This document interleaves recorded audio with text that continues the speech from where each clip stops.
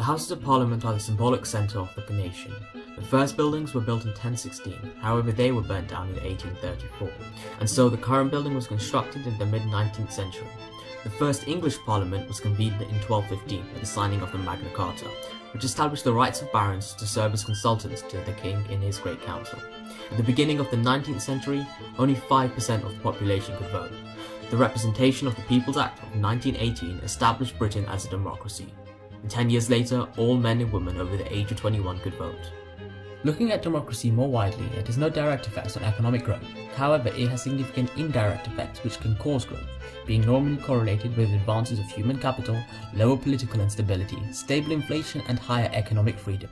Countries who do switch from democratic to authoritarian rule experience a 20% increase in GDP over a 25-year period, suggesting relationship between the two.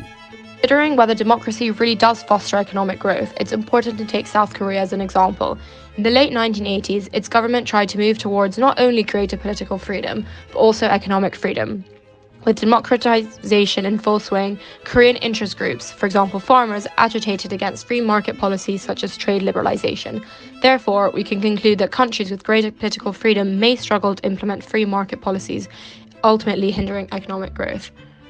Moreover, another downfall of democracy lies in lobbying and its potential to distort effective policymaking, which is detrimental to growth. This is where powerful groups wield their clout so that laws fall in line with their interests. Notably, this can be seen with the Corn Laws, which existed from 1815 to 46, a policy which heavily benefited the landlord.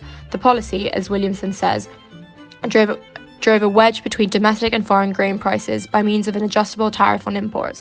This interventionist policy became a clear detour from the modern conventional wisdom of free trade. Famously, this free trade argument was purported at the time by David Ricardo, a member of the House of Commons and an economist.